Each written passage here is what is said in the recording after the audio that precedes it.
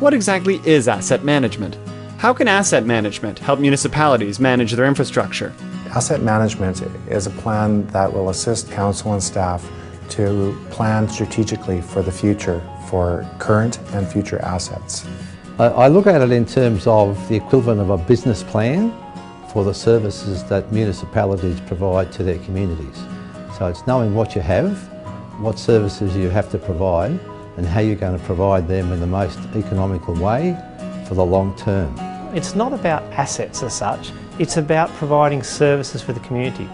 We need to know what we've got, what it costs to run it, and at what standard.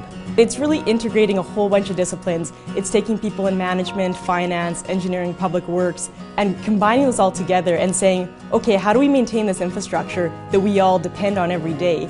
How do we repair it, maintain it going forwards in a cost-effective way for future generations?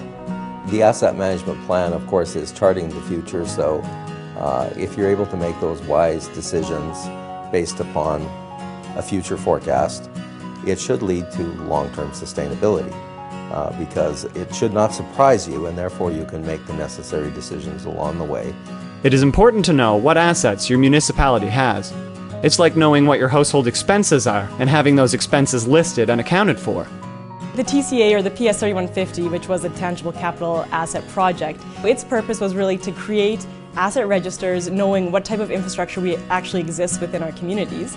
So all that work that they did creating that asset register becomes the base of their asset management plan going forwards.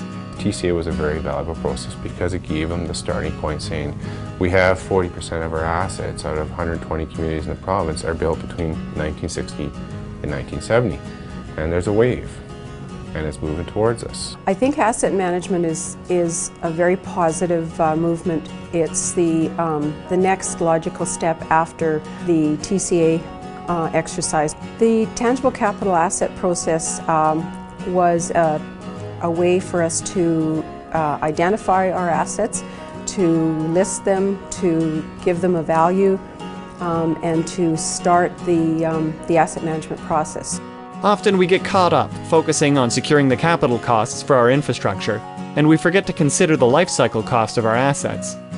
The average capital costs of an asset only make up 20% of its full life cycle costs. Operation costs, maintenance costs, and disposal costs make up the other 80% and real bulk of the expenses incurred to support municipal assets.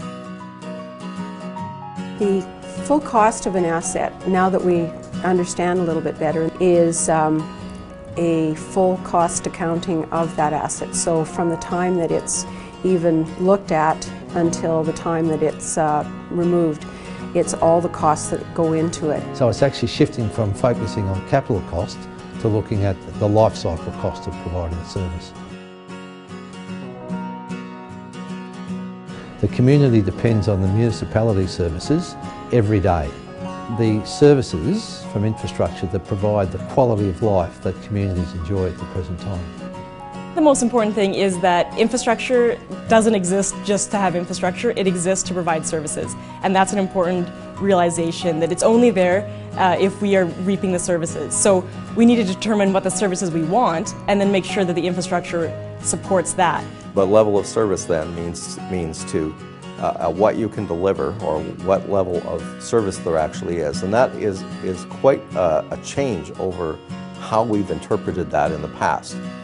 And that is because level of service you can describe to your ratepayers, so we can give you this for this number of dollars. Level of service can be the required level of service based on the volume of traffic is here.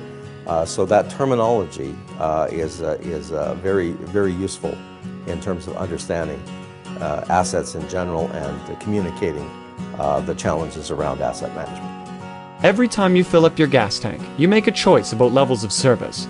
You can choose regular gasoline at the lowest price, or you can choose the Supreme gasoline and accept that there is a higher price for that product.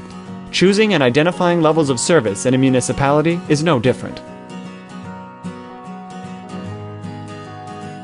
The decision is actually trying to get the community to make a decision on what levels of service they want and what they're prepared to pay for, so that when they do, they know that that's the level of service that they're going to get for the money that they pay, and they can't expect anything more than that. You have to decide what do you want, what are you willing to pay for, and then the consequences that are tied to what you've chosen.